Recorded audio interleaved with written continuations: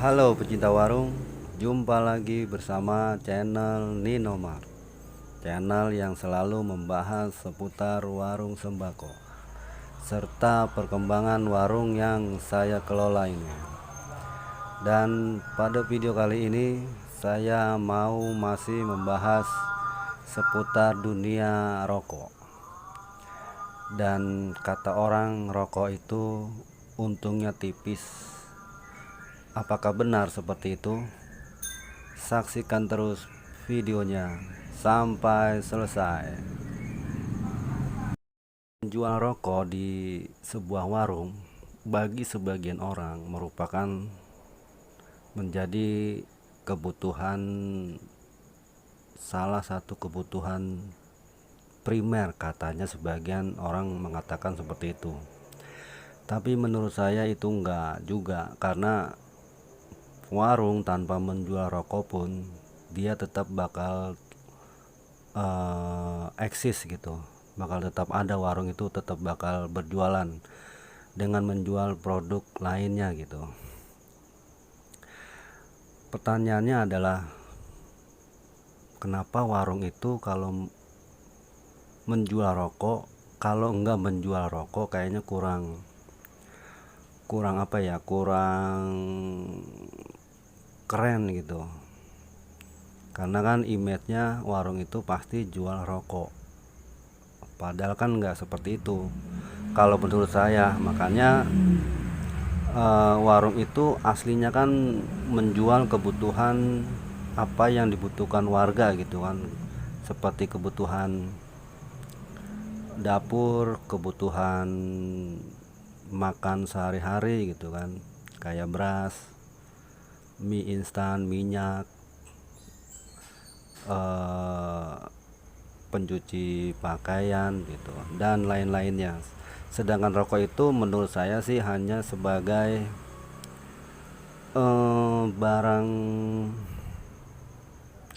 barang pendukung aja gitu menurut saya ya. Jadi bukan sebagai barang yang benar-benar dibutuhkan warga gitu.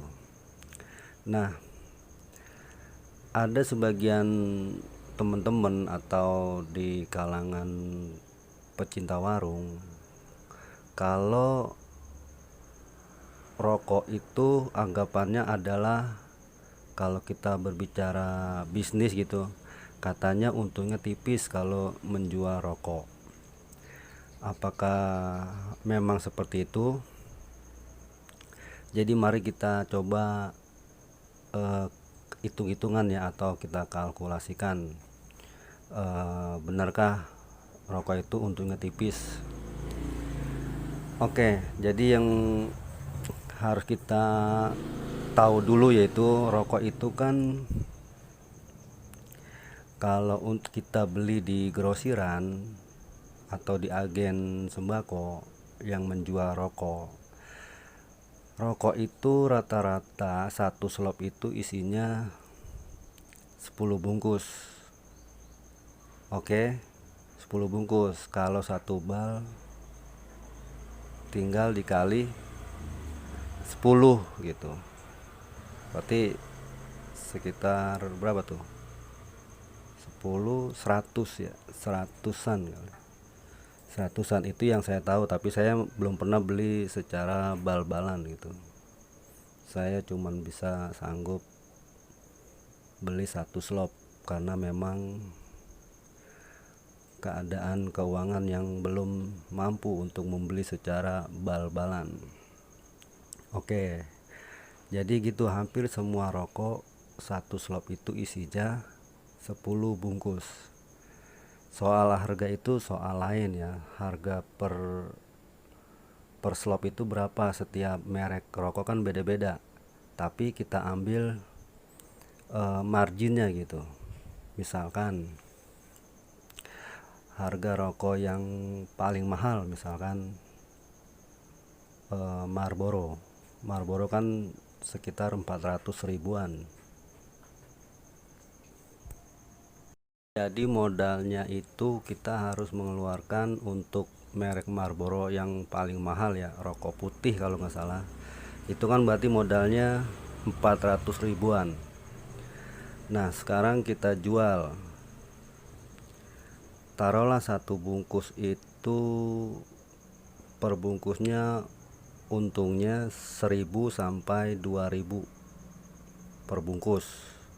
Berarti kalau habis itu kita mendapatkan untung yang paling gede aja ya.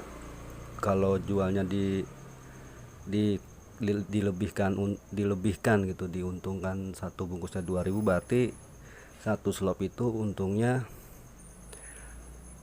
20 ribuan. Berarti 400.000 itu per slop. Kalau habis berarti 420 ribuan. Itu contoh untuk rokok Marlboro, harganya sekitar segitu. Kalau untuk lebih detailnya harganya berapa saya kurang tahu. Itu rokok yang mahal, berarti kita modal 400.000, untungnya berarti 20.000. Berapa persen tuh? Sekitar 5% ya, kurang lebih 5% lah kita untung. Itu untuk rokok yang mahal-mahal di atas 300 400 gitu kan. Terus bagaimana kalau rokok yang modalnya itu 100 ribuan? Tinggal kita hitung-hitungan aja. Misalkan rokok yang satu slopnya itu harganya yang 100 ribuan. Kalau kita ambil untung satu bungkusnya 2000, berarti untungnya sama kan, 20 ribuan. Modalnya 100.000, berarti secara presentasi untungnya gede, sekitar 20%. Kan sekarang banyak tuh rokok-rokok murah di bawah 10 ribuan ya kan, banyak. Saya nggak tahu juga sih merek rokok yang sekarang beredar gitu, tapi nanti kalau misalkan ada modal lagi saya coba beli rokok-rokok yang murah, jadi saya tahu.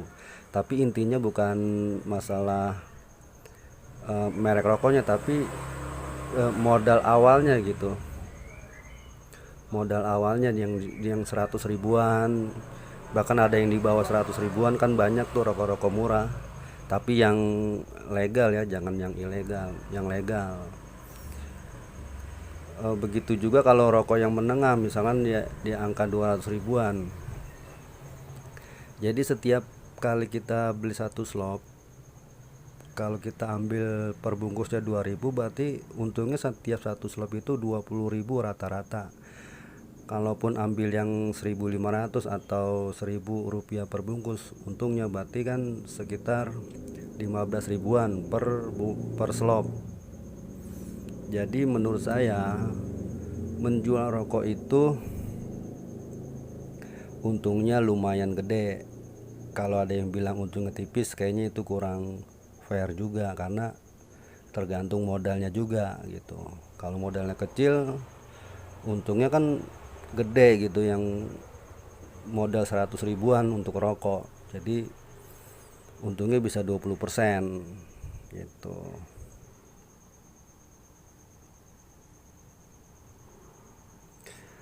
Oke, jadi menurut saya menjual rokok itu merupakan keuntungan yang lumayan gede, bukan untung yang tipis gitu.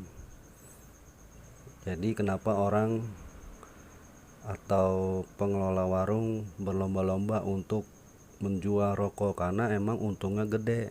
Yang bilang tipis itu ya karena dilihatnya kecil, perbungkusnya kan misalkan harga rokok Jarum Super perbungkusnya 24.000, kalau di saya jualnya 24.000, modalnya kan 22.600 atau 700 gitu, jadi untungnya 1.300. Tapi kalau secara bulat, secara selopan, untungnya berarti 14 ribuan gitu. Begitu juga yang mil ini, kalau nggak salah saya beli hampir 300 ribuan. Kalau dijual per bungkusnya ambil untung 1000 atau 1.500, saya jualnya ini mil itu 31, berarti untungnya sekitar 1.500. Jadi satu slop untungnya 15.000. Secara presentasi berarti sekitar 7% atau 8%. Oke, demikianlah video kali ini tentang jual rokok berapa persen untungnya. Semoga videonya bermanfaat buat saya pribadi dan juga bagi pecinta warung dimanapun berada. Saya akhirnya saja video kali ini. Salam sembako Indonesia.